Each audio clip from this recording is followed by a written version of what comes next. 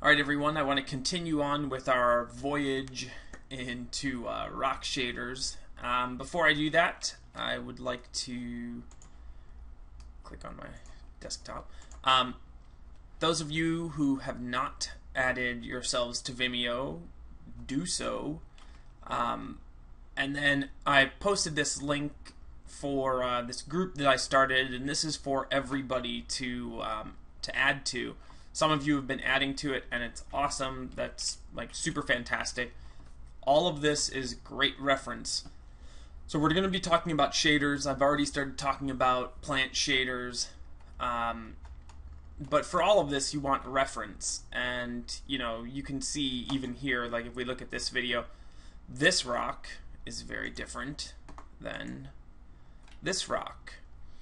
And you need to start to make some realistic decisions, and the best place to go to look at, you know, for reference for this type of stuff is something like this.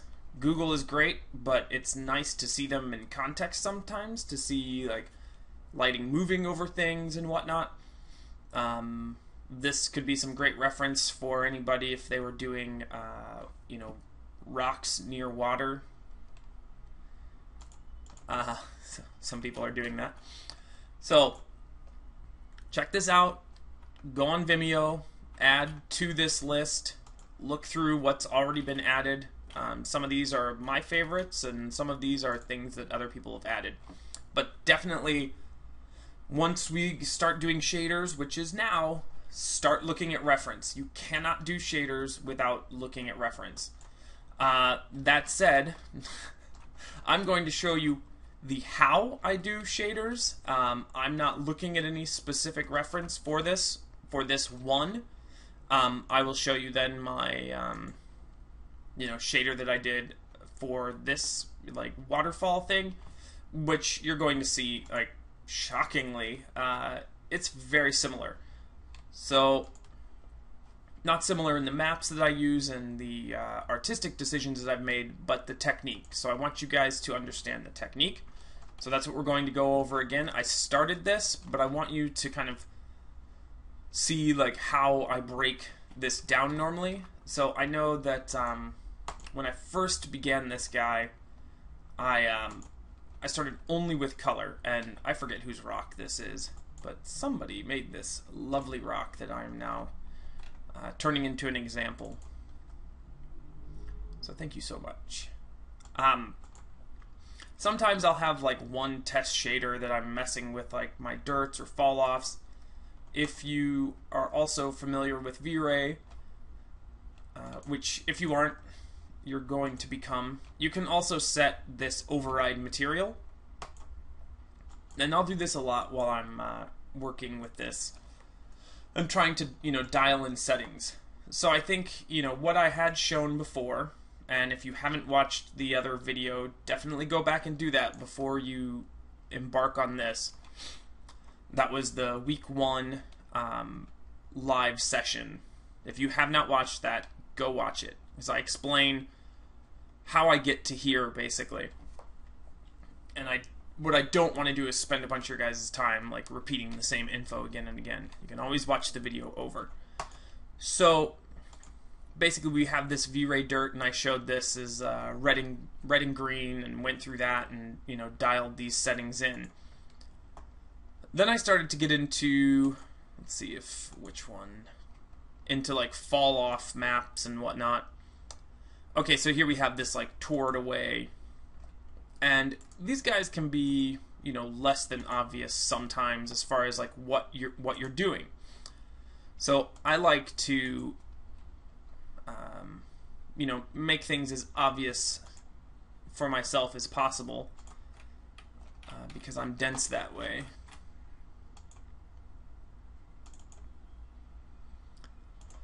So again, I'll always do like a base color, follow it with composite, and add another color. And you can go about doing this however. Generally, if I'm going to use it as a mask, I like to see it as a mask. I like to be able to evaluate, you know, the black and white values and how it falls off on a surface. So in this particular instance, I'm not instancing it, but I am going to use this guy as my override material. So we're going to drag this guy over to here, or really.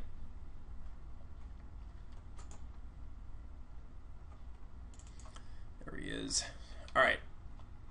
So I'm just going to name this guy override.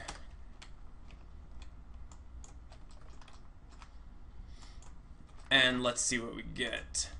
First, I'm going to pull up Quick Render, or not. And you know, you guys can make buttons for this. I just haven't. If you would like, I can go through that. Let me know if that's you know, something you guys are having an issue with. Okay, so we'll see. Like, you know, I've got quite a bit of green on this. It's probably not the best example of a successful fall off that I could do. So then I start, you know, tweaking. And in something like this, you could use RT depending on what you have, you know, what you've set up. But you can see this is, as I showed before, this is the toward away with the world Z axis. So any, like, you know, downward faces, and actually, no, we do want toward away.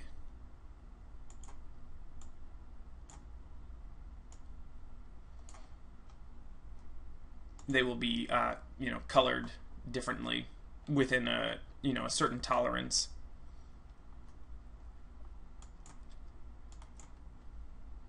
And depending on what you're doing, you might not want like a whole bunch of like mixing here, this gray area. All that's going to lead to is like, I have a little bit of this map and a little bit of that map. If you're really just like swapping color variations, which is generally what I'm doing, this can work out well where you have a little bit of a transition area. And, you know, this is like medium values, these are much darker, this is much brighter. But I'll use this to kind of accentuate, you know, these faces and break up the rock surface, because, you know, what comes over and how we see that detail is not necessarily going to be as lovely as we might want it to. So at any rate, I always have like a test shader going, and this is where I might be like, I just have it set up so this guy is ready to receive any mask that I might be working on, so I can always copy and paste from over here. This is my production shader that I'm working on, and this has the V-Ray Dirt that I showed you. So this is my diffuse base. He's a V-Ray Dirt, he or she, and then I have an unoccluded and occluded. I'm doing the invert normal here, and then we have that breakup dent that I showed. If I go into here, then this is just a black color multiplied. This is another black color multiplied a little bit less with a tighter V-Ray Dirt. Sometimes I'll also set like a, instead of a V-Ray color, I cut that, I'll put a map in here.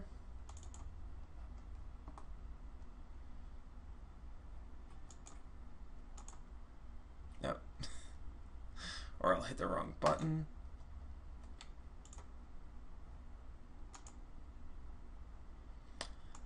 Let's go textures.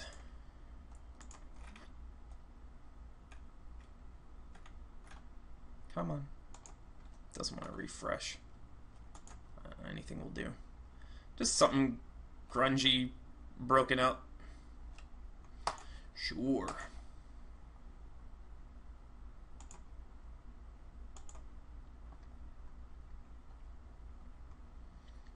So this, you know, map is just going to multiply over top of my already existing color in these kind of tighter areas, and it just helps to give a little bit of a breakup on these surfaces.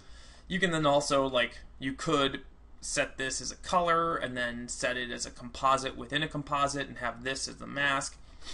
You can, you know, go totally crazy Inception style shit. But as I think I said before, I try to avoid that as much as possible. You know, I'll use as many maps as I need to use, and I frequently will use these kind of like grunge maps as things to break up my map in the first place. And you know, one thing that you can do here, and this is another instance where I've got like, this is like for my lighter surfaces, and I'm using this fall off here again, this Tortaway with a World Z. One thing I might do, so this isn't applied so uniformly, is go in and do exactly what I was talking about, and then poking fun at myself about, but I will set this as an alpha, and say HDRI, and go grab another, like, you know, grungy dude.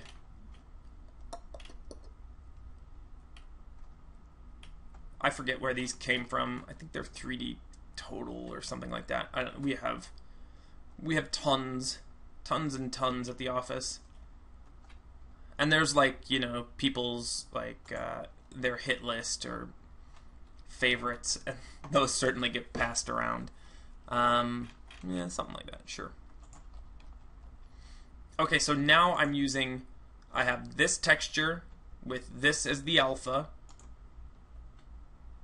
And then, so that's to break it up. And you'll see, like, it's broken up here. And then additionally, I have this alpha that's going to apply it onto this surface. So it's like, you know, brighter, and then also broken up by the fall off. So if we turn off override material, this might look like total crap. I don't know.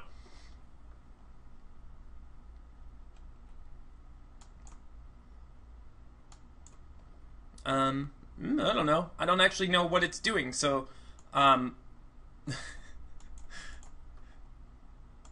might, you know, tweak this. That's a great thing to say in a tutorial. I have no idea what's happening. But honestly, like, you're not going to be able to evaluate this in that context of, like, all of these other textures. So this is where this, like, override guy is great. Except for I just closed it. And come back in. And I want to copy this. I want to set it as my new alpha over here. Right, so now I've got something totally different. It's dramatically different. It's now mostly green and a little bit red, as opposed to mostly red and a little bit green. Just, you know, so we're clear. And then I'll come over here and make this guy a composite. And just to kind of replicate what I'm doing, keep old, yes, in my other shader. Alright, so now, you know, in this context over here,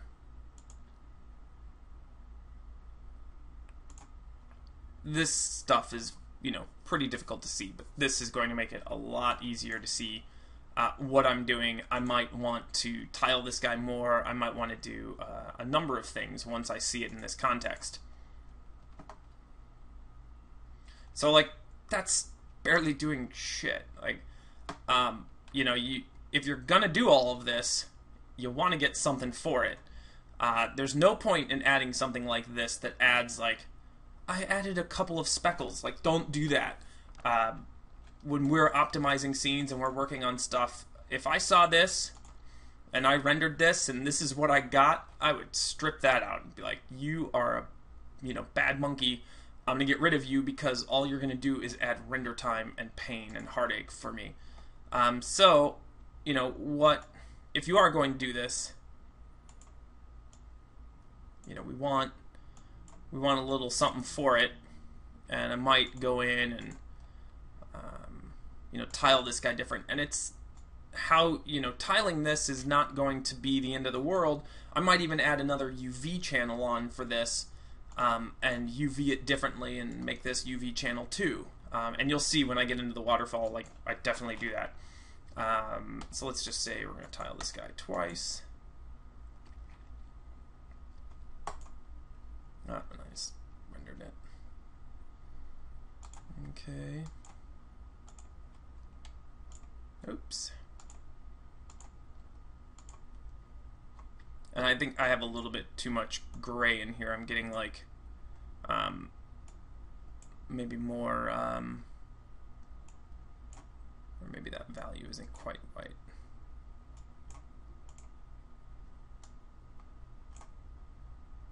All right.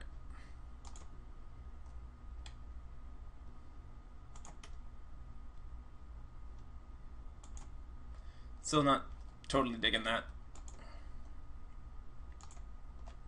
So I might do the opposite of what I did.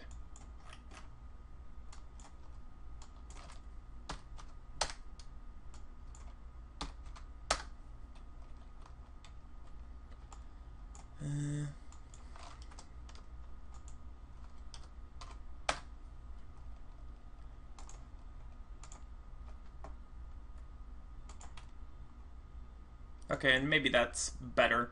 But really, you know, what I'm looking for is that there is some contrast between this stuff, and that there is going to be a visual difference, but it is broken up. We're not just like laying one thing over another thing over another thing in all these very, you know, kind of uniform ways. So this is a nice way of, and I don't know, maybe I don't really even like that map.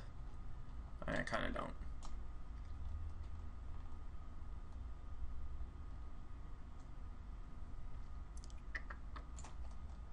I don't know. The other thing you can do is, I don't know that that's going to do anything that I want. You can throw a color correction on these guys, and you can always, you know, bump up the contrast, brighten it, whatever, you know, to get more, basically. And then I'm tiling, you know, this guy in a funky way, so maybe bring it back up to 1. I really don't like that map. It looked good in the viewport. What can I say?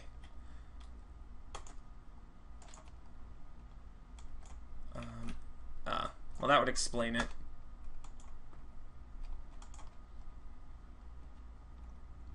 Alright, so now let's pop this guy a little bit.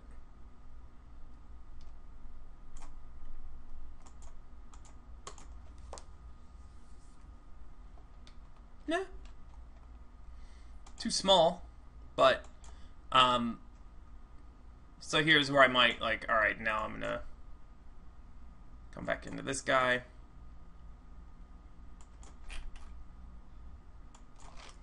Cut him in half. Or I might re-UV it, depending on, you know, how specific I want to be. But this, you know, this type of thing might start to look okay. It's a little bit better than what we had before. It's not like, oh my god, this is light years better. It's not. But, that looks like crap. Come on. Thinking probably 0.5 was good with that.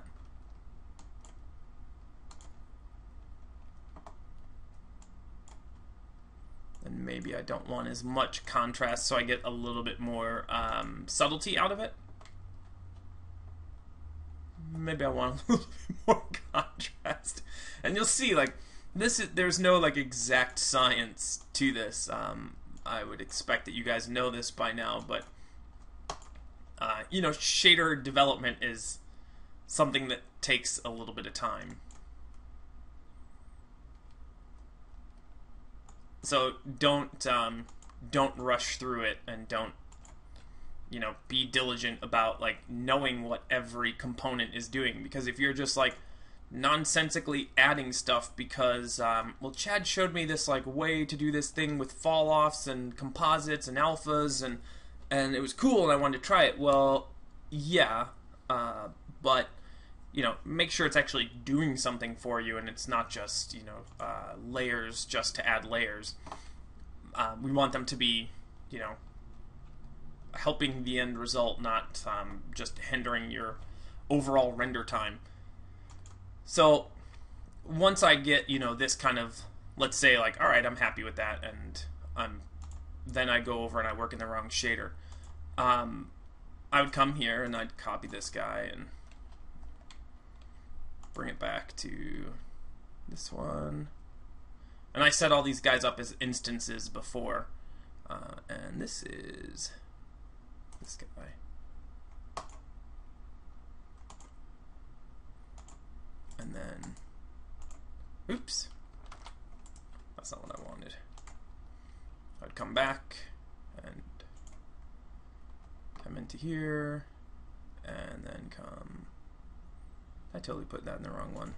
I bet you I did. Oh, I already set something up over here. Oh, look at that, I instanced it already. Sneaky, sneaky. Alright. I also instanced this and this, so inside of this color correction is this composite, which is, you know, the same thing with the same alphas and stuff. Alright, so now if we turn this guy off, maybe it will look cooler. I don't know. It'd probably look pretty similar. Yep. It's like barely a change. So what do? Well, we're gonna start by tweaking this guy and giving this, just in general, a little bit more contrast. So this is my, yeah, these are my darker values. What's this guy? Oh yeah, he's my breakup. And sometimes I will, the nice thing about this as well is you can, you know, set these guys to 0. Let's see what they're doing.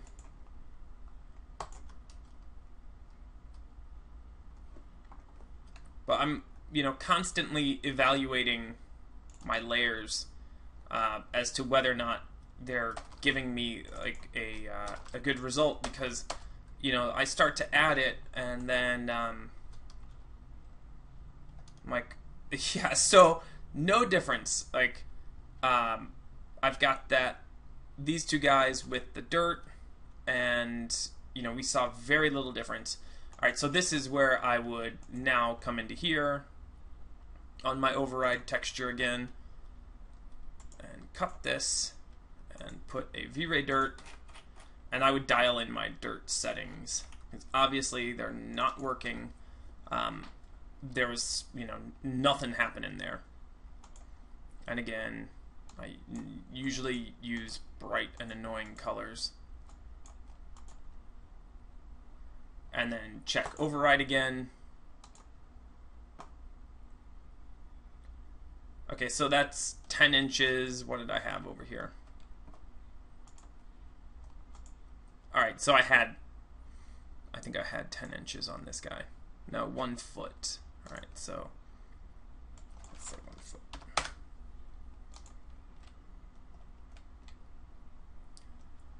Wow.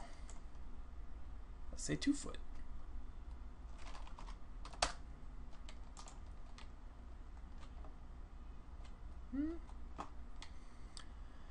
Maybe. Let's say 0.5. No.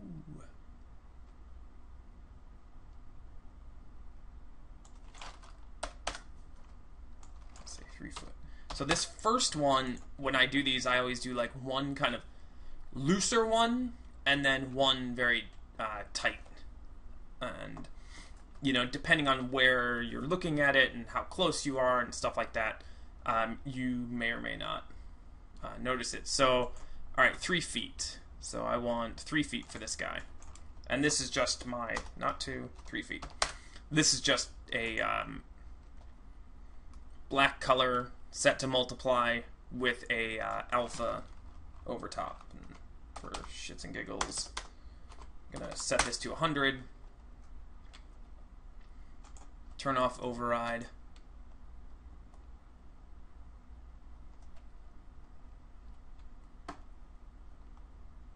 And now let's set this back to 0.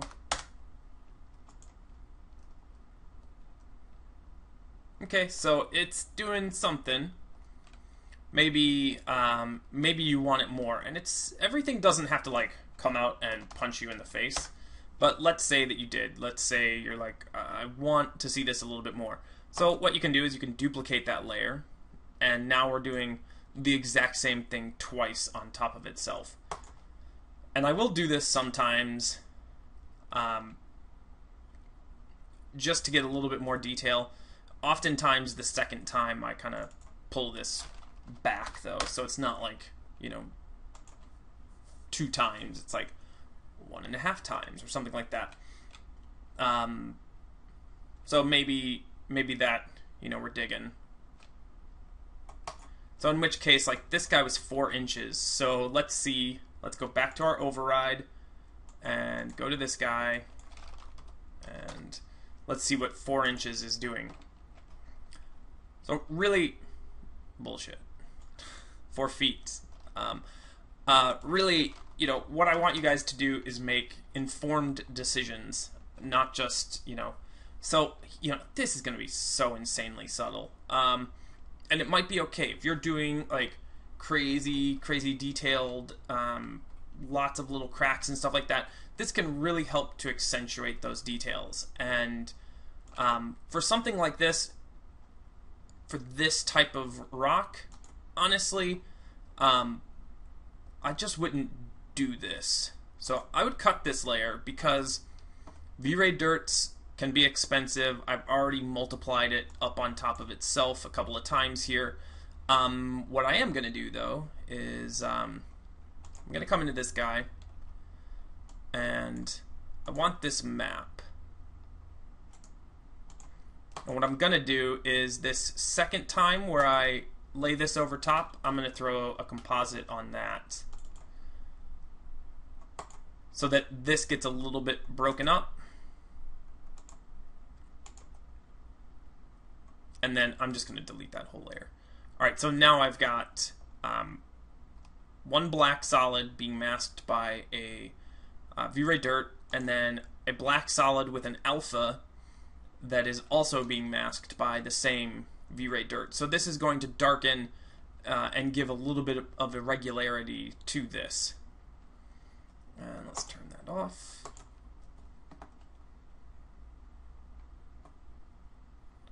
And let's, so you can already see, like, there is some breakup in there.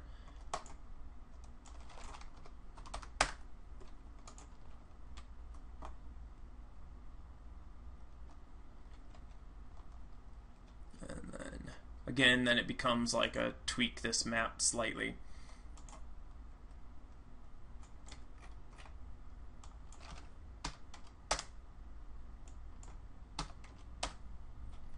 And I don't particularly care that these guys are tiling, because as you'll see, like, or that I'm doing kind of funky things about them to tile, because the way I'm applying them and breaking them up with fall-offs and dirts and things like that, they're not being applied in a way that you're going to, like, so obviously see the seam and be like, oh, you know, called you out, there's a seam right there. Very subtle. This might not be doing what I want.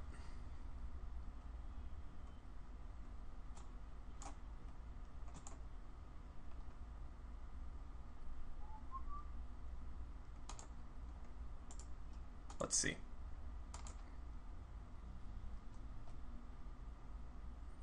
So subtle. And maybe, you know, maybe if we crank this guy up and we crank the settings, you're going to see it. And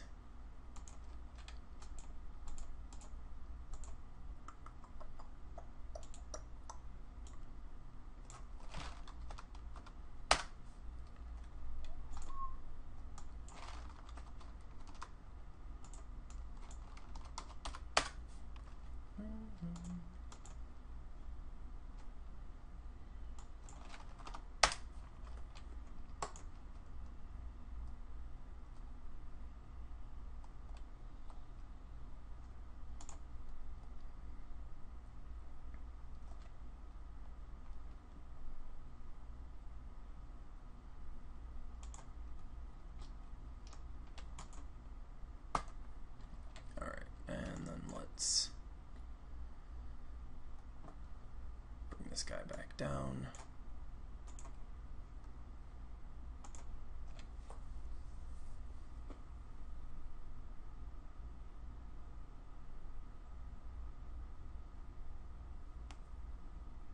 So obviously, you know, these are going to be the affected areas. Pretty much negligible. Negatory. Okay, so I don't know. Probably not worth it unless, again, you're getting like right up on top of this thing. So no harm, no foul.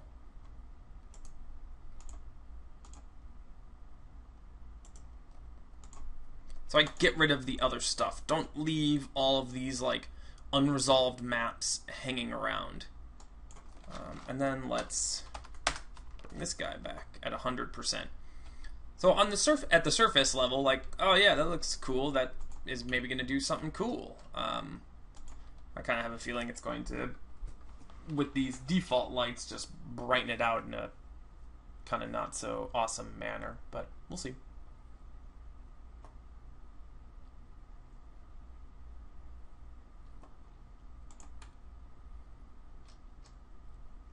I mean, it's okay. So it has moments of relative success.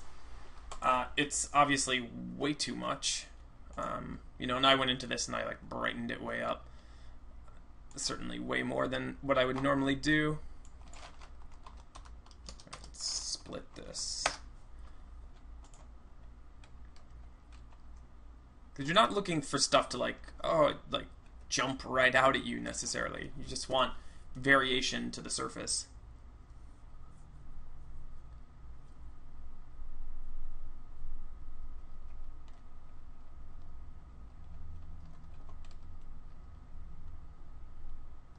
Yeah. Not bad. Like this to this, that transition, that's good. Especially like when we put this in like a reflection map or something like that. That's starting to do some relatively good stuff. Alright, and then we go to our, you know, darker areas. If I can type. Alright, and let's see what this guy's doing. So we know like these fall off maps are working and doing what we want because we've evaluated them in those like red and green tones. Then it becomes a matter of, all right, now when I lay this one up on top of the other, am I still seeing like results that that I want? And you know, just because in red and green it looks good doesn't mean it's going to, like, when you add these two things together, that's going to look good. You might want to multiply this guy. I don't know. I kind of will try anything. Because who knows? Sometimes it's like, oh yeah, that's cool.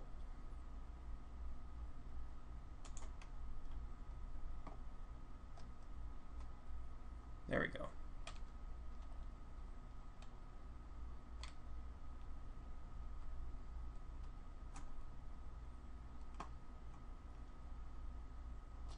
Yeah, you're seeing it like these little areas, this area over here.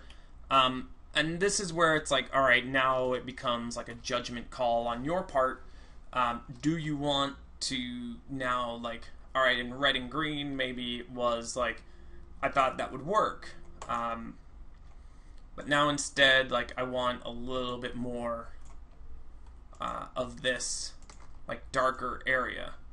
So obviously by making more white, you will get more darker area, and you can see even in the on the little icon down, or the little shader ball.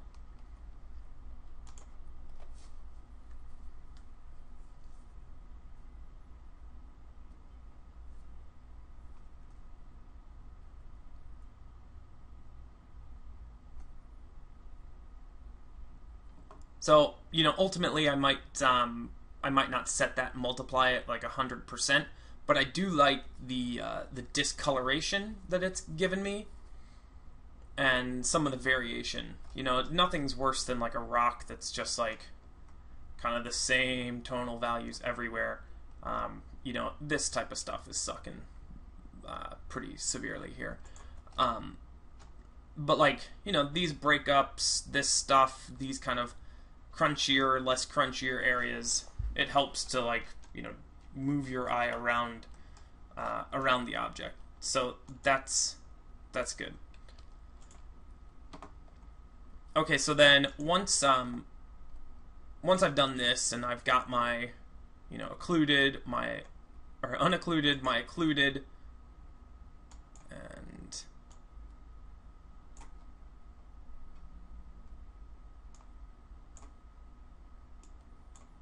I'm actually going to, knowing what I know now about scale on this guy. It's probably going to be too much, but I just want to see.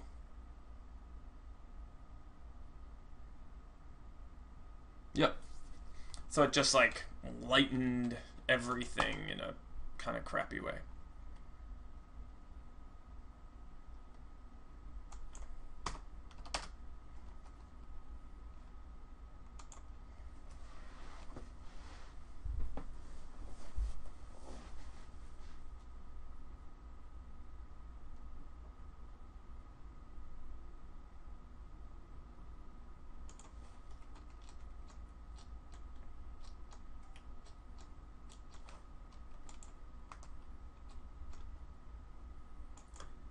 Certainly subtle.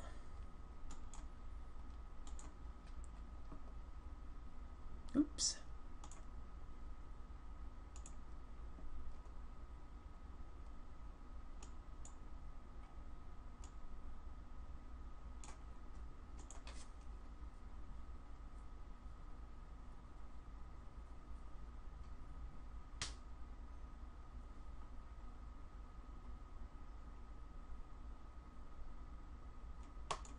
Didn't do shit.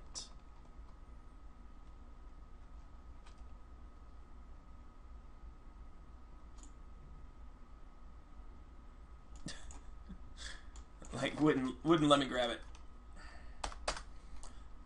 Sometimes also when I'm doing like this type of thing, I might grab this guy, pull it out into here, and come back over, grab my trusty. No, that's dirt.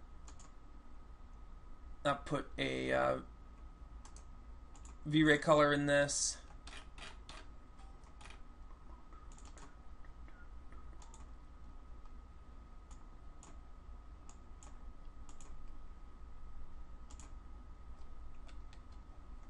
And render again.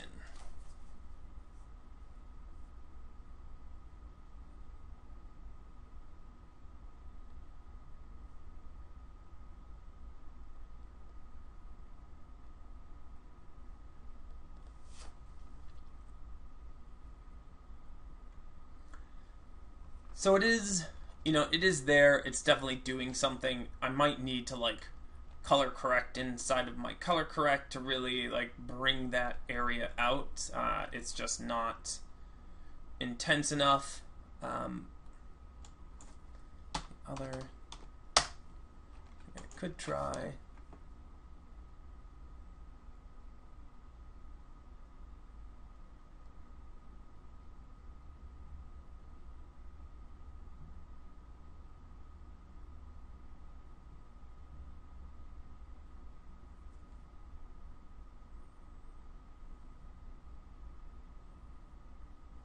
Just by bringing that distribution down, it makes it a little bit more, you know, contrasted.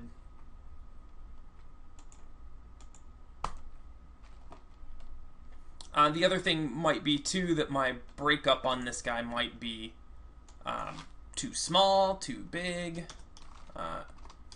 You know, it's a little bit of Goldilocks here. And then, honestly, like, it might be, too, like, I don't want to do all the texture and all that other stuff inside of this. Maybe you just want, like, something much simpler. There is something nice, you know, granted, I don't want, like, red weird rock, but there's something nice about the simplicity or the legibility of this. It could be that you decide, like, I'm gonna put like green or like a moss or something like that on this, or you could just put like white or like an off brown, more you know, a little bit brighter or something.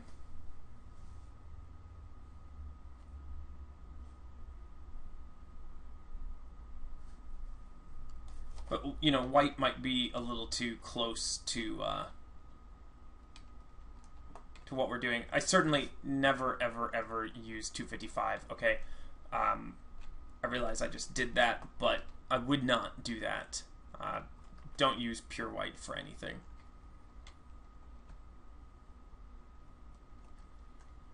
So it's good. I mean, it's, you know, it's breaking up that surface, and that's cool, like breaking up those edges. But you could do it with a color that is more, you know, contrasted, depending on the type of rock that you're doing.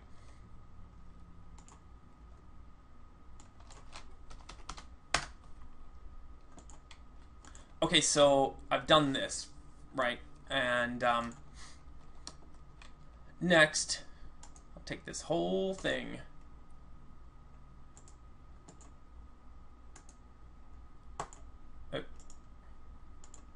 First, color correction, paste instance, and let's desaturate this guy and have a look. And it's not going to let us have a look at it because we have too many procedural guys, and I know that. And to start, generally I'll just like crank up the contrast on this guy and see what we get. This is where, like, you know, using the shader ball a little bit it might help you.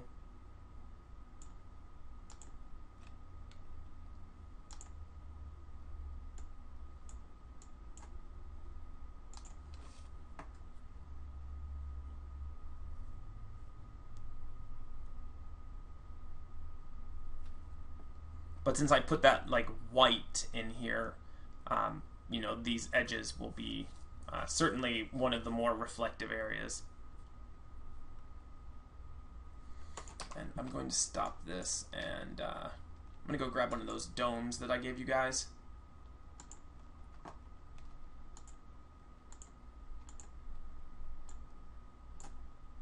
Not a plane, a dome.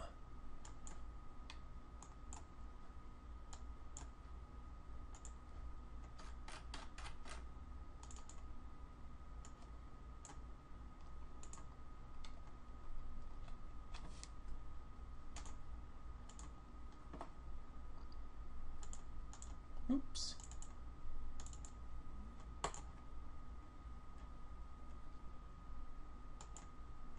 It's thinking.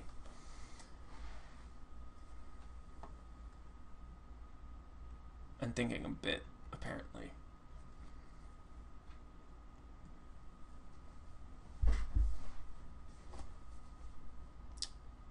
Thinking a whole lot.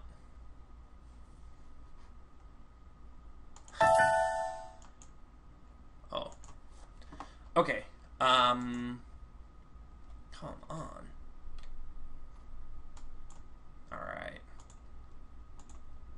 So set it spherical environment. Spherical environment. You should know the deal. I want this guy to be invisible. And then in global switches, I want to turn off hidden lights. Oh,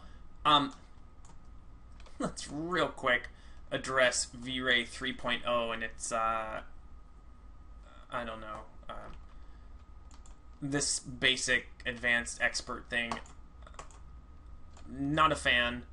I basically switch all of this stuff to expert because you actually can see all of the options.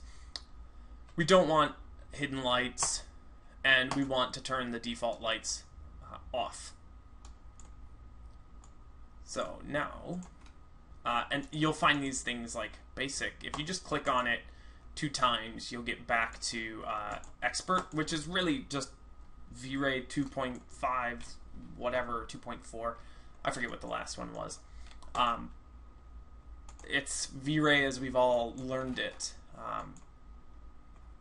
Yeah, I'm going to not rant. Okay, so let's render this now.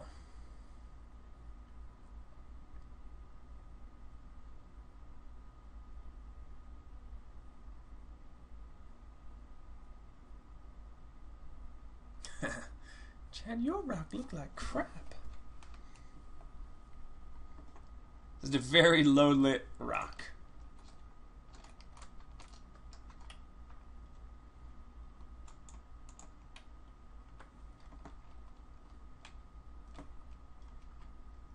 And you know, one thing, we're definitely like, we're only looking at this one side of this 3-dimensional object here.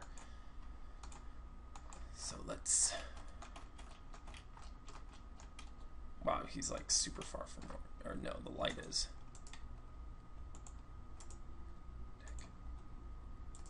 Oh, that's useful. Nope, I always do that. Let's see what this face is doing, since we haven't looked at it at all. And obviously, you know, you guys will be evaluating these things from multiple directions, not just like sitting on one side of it. Yeah, all right.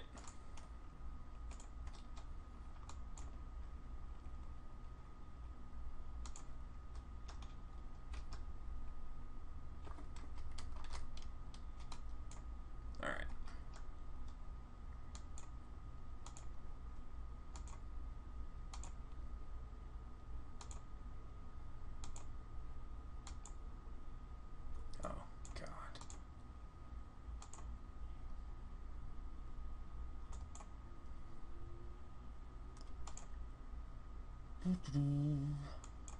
And this is not, this is like a sometimes thing. Doesn't always yield the best results doing this. Sometimes just like putting a reflection map that was your original map and just kind of giving it some contrast. It's kind of like what I was talking about before, where you put like a bump map, a different bump map into the rock.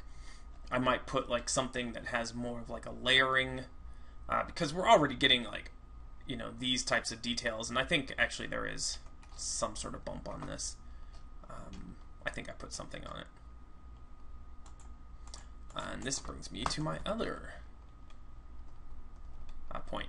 Okay, once you like really start to get to here, it's okay to evaluate like the diffuse of your work here, but you will want to add render elements, and there are some that just in general you want to add. For example, diffuse filter, you want that, and if we get to compositing and stuff like that, I will definitely go more into this. V-Ray lighting, you want V-Ray GI, you want reflection, refraction too. I did that on purpose. I don't know why I keep like moving this thing. Specular.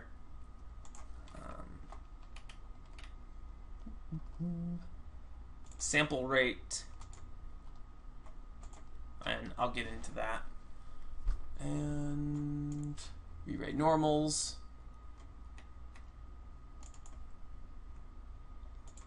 V-Ray bump normals. Okay, so this is like your bare minimum. Okay, there are others that I use as well, but those guys you should become like super familiar with.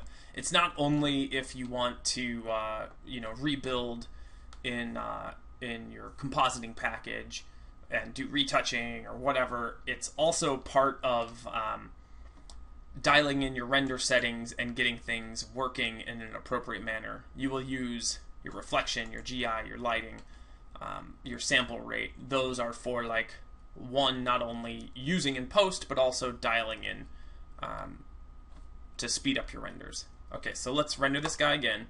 And I also use them for evaluating what I've done in a shader, especially the reflection. Like if I'm looking at the reflection, because sometimes it's hard. It's hard to see like with like a dome or anything, and it's not in the context of an environment. Like, is this doing what I want? Hard to say. It's sitting in basically in this kind of lit area with nothing else reacting on it. You can't evaluate it, but you can look at the reflection channel and see like this sucks. It's like basically mostly all reflective in a pretty uniform way, and that is like a terrible reflection for a rock surface. So I don't need to see it anywhere else. Like I can just look at that and be like, yep, that's pretty crappy.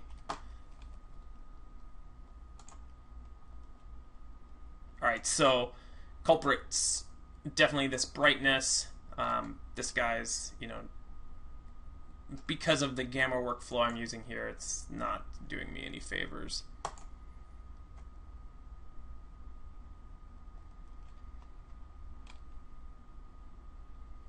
So there's a lot of like render test.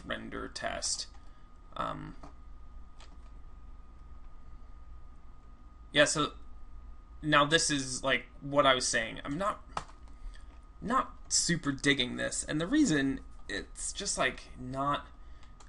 There's a couple of reasons. If I do this and I kind of use this guy again, this whole like shader network of the stuff that I was doing. Oh, why is this still this Fresnel?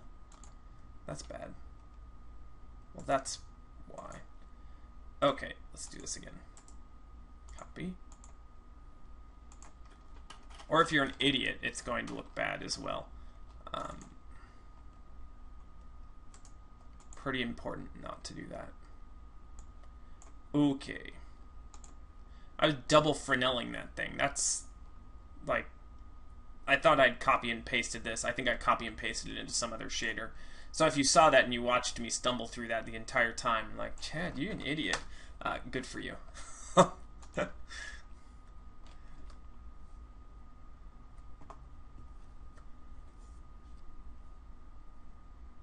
can't laugh at yourself. Who can you laugh at, right?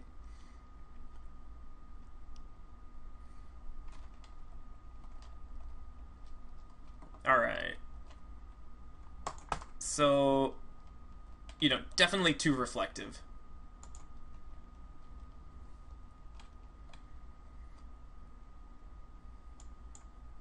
So I'm going to bring the brightness down. I'm going to bring the contrast up.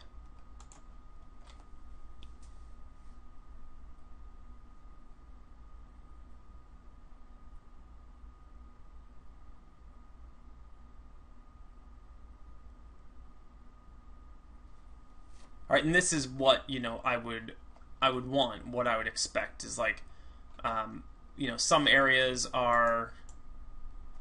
I don't want anything to go like totally black, but some areas are darker, some areas are lighter. You want to avoid like, you can see like. That's okay. The 16-bit color is not totally black. It's 8-bit color is pretty toast. Well, there are some areas of zero tonality. And it might be like, all right, well, I'm liking that amount of contrast. I just don't want my values to, I want to kind of lift my values just ever so slightly. And you can do that by throwing on an output. If I can remember my alphabet. Keep old, enable color mapping, and instead of this guy being 0, I set it to 0.001 or something. Just anything other than 0.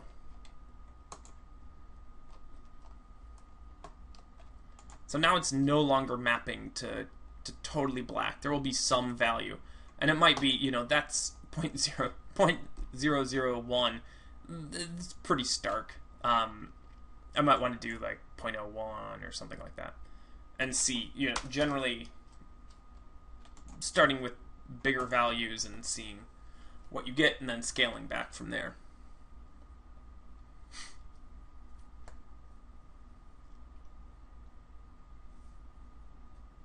Come on, render.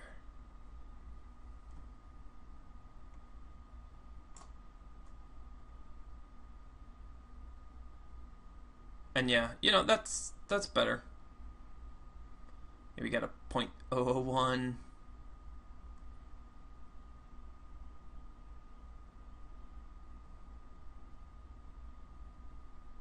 Still kind of pushing that 0.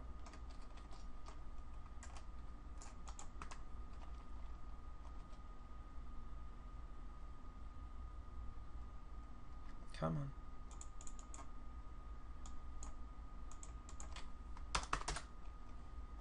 If you're not familiar with the output, I definitely recommend you get familiar with it. It's terribly useful.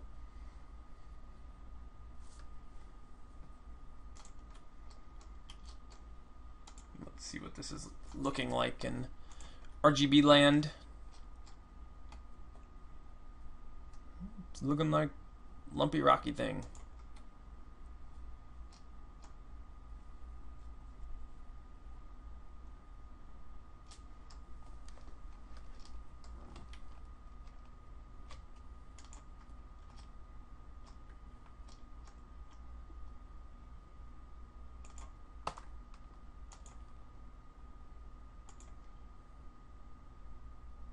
Come on.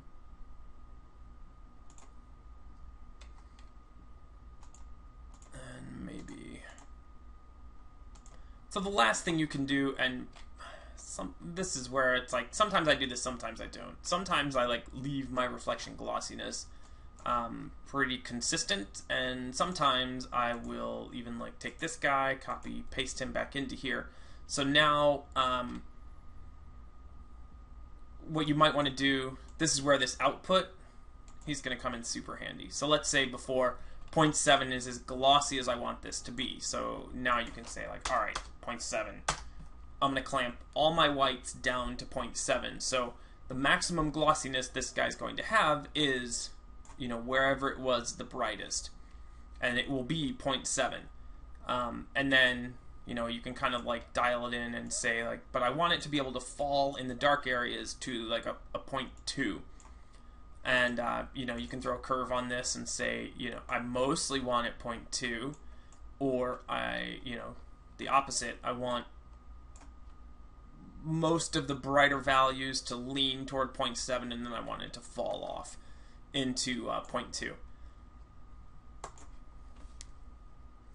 We can render this again. And we can wait. I hope, though, by now you guys are like getting the idea here. If I'm not like bludgeoning you with a dull object.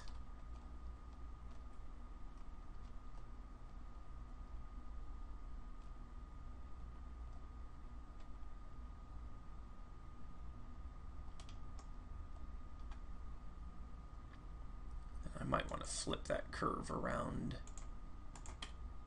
Generally I would, so it's not like a wet rock or largely reflective everywhere, because rocks, they are reflective, but I might want something more like this, where it's like, alright, it's really mostly like a 0.3, right?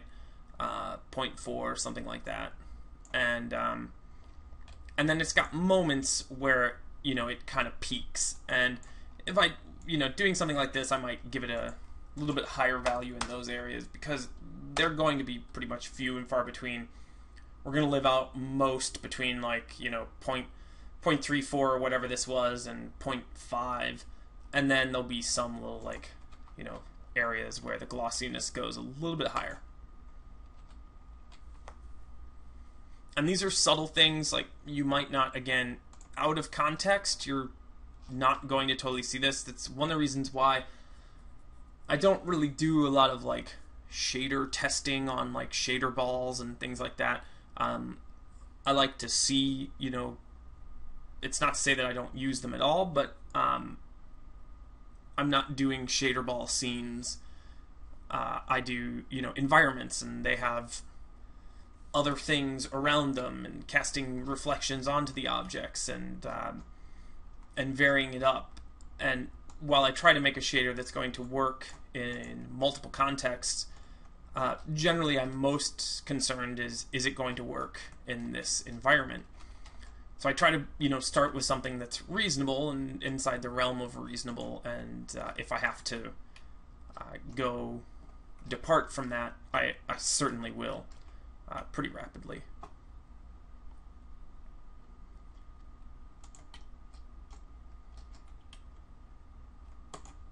Okay, so we've got, like, we're not seeing, as I said, because this is like a dome and there's nothing else around, you're not seeing huge differences, but what I am seeing are pretty drastic differences in this reflection map, and I know that this is going to work out pretty well for me. Something that's looking a little bit more like this, that's going to yield better results, even though, like, in a dome with nothing else around, it might be like, I'm not really seeing much. So use your channels, get in the habit of loading at minimum these guys up, okay? So that would be about what I would do for that. So I've kind of copied this map, duplicated it into here. Again, I might use a different map for the reflect, keep the glossiness the same as this guy, so that the diffuse values are also defining the glossiness values. That's totally legitimate. But then use a different reflection map to break that up. And then, what did I do in here? We've got, I think I did use some separate map. Yeah, I used this like cliff face thing. Oh no, it's the same thing. Boring. Then I might like come in here and grab something else.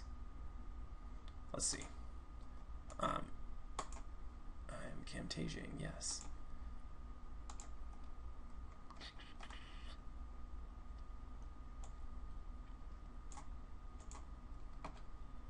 Oh, no.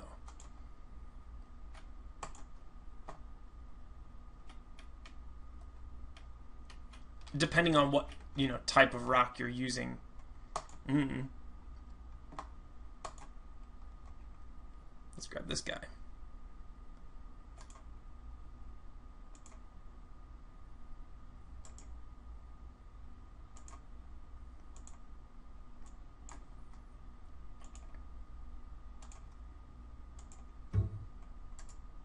Just gonna paste it in here. Categorize it later.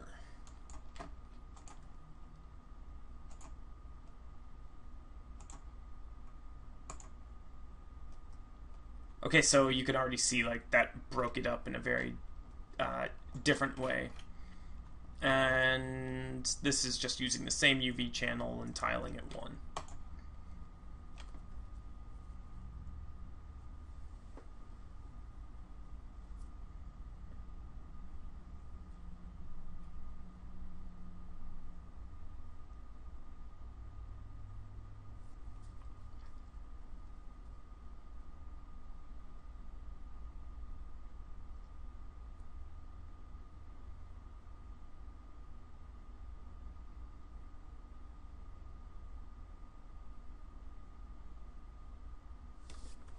So, like, okay, I don't know.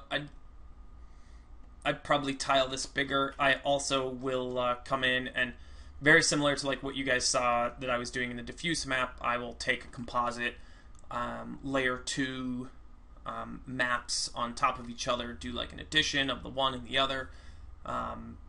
One for like small details, one for big details. I might set like a sedimentary kind of patterning as one, and then use something else like this just for like some general breakup or something like that.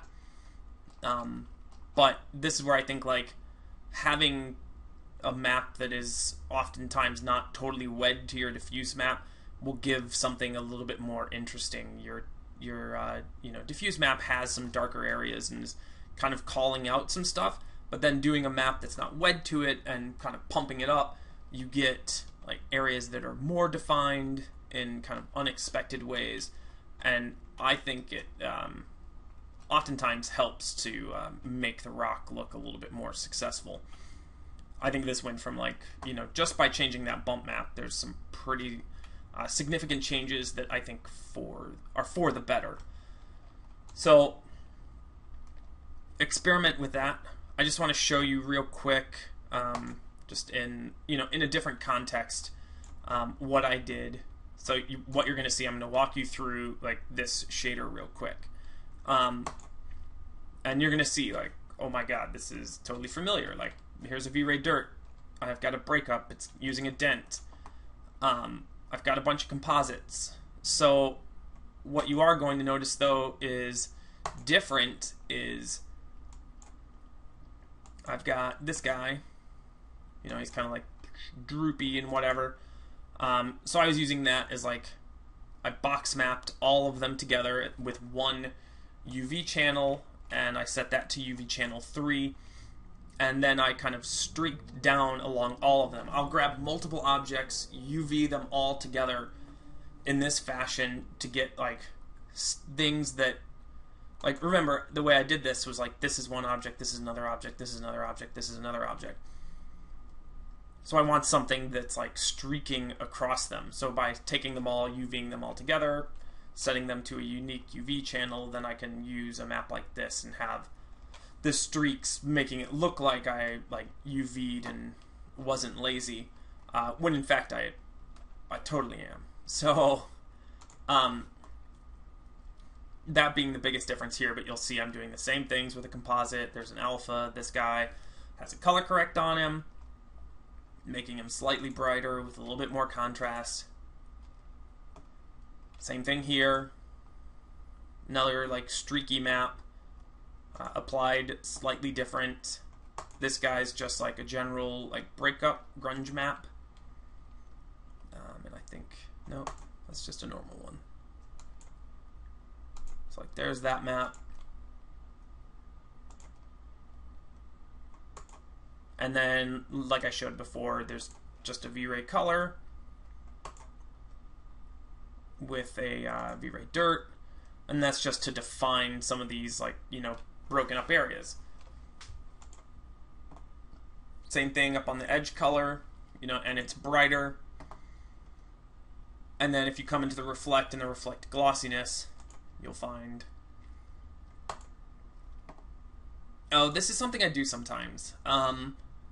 I will set, so let's look at this, because this is a little different.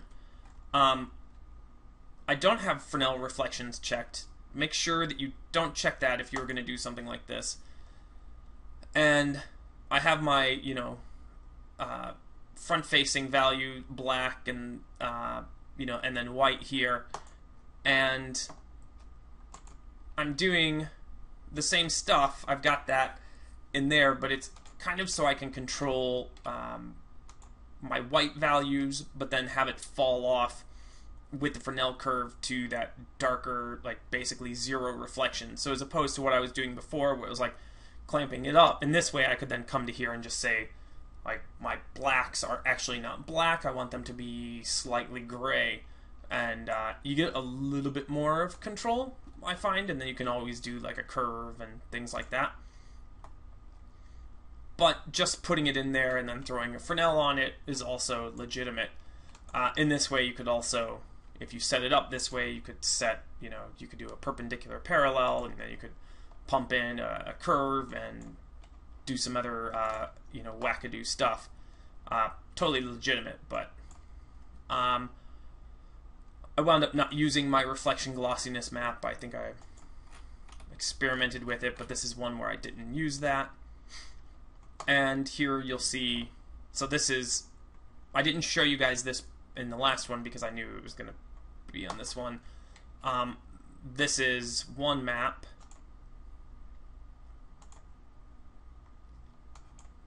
So this is kind of looking like that, my reference that I had for this as my bump. But then you'll notice like the diffuse map that I used, doesn't look like that. It's got that like striated patterning, but it doesn't have that like kind of pocky holes and things like that. So I used that, and then in tandem multiplied over another map that is tiling a lot, a lot more. So that gives some like smaller details.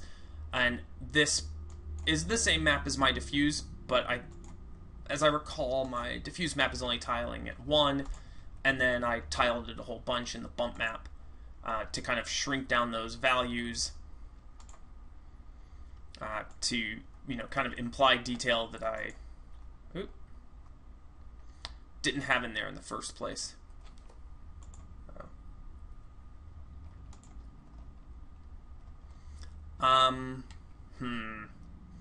Yeah. Alright, I'll talk about that. Alright, I did a 4 and a 4, so it's more in the other one. Alright, so what did I do here? This is a V-Ray multi-sub texture, and so this is, remember I told you, and you know this, that these are 1, 2, 3, 15 different objects. And I wanted to apply the same shader to each one of them. So I use this V-Ray multi-sub texture, and I take my stone color, and I instance it in here. It's very similar to the forest color that I showed you guys with Forest Pack.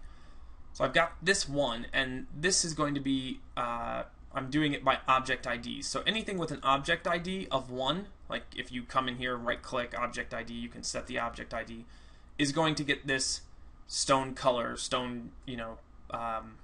that will be its diffuse map. Anything with a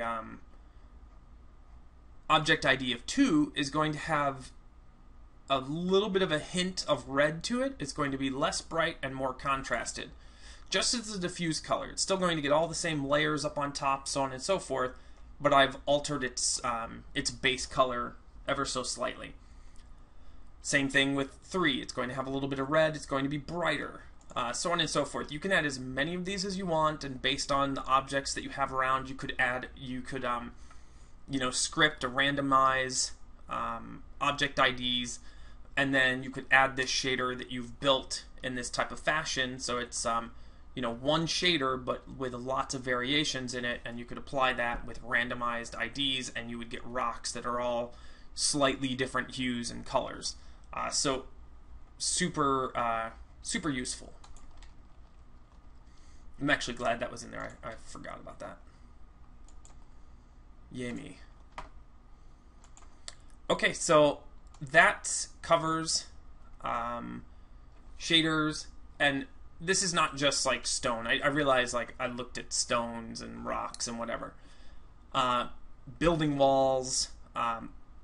We use this type of setup for so much stuff. If you really start wrapping your head around this, you can do metals, you can do everything in this fashion, and it really helping to not have to UV stuff all the time, to not have to do these extra steps and try to imply details at the shader level.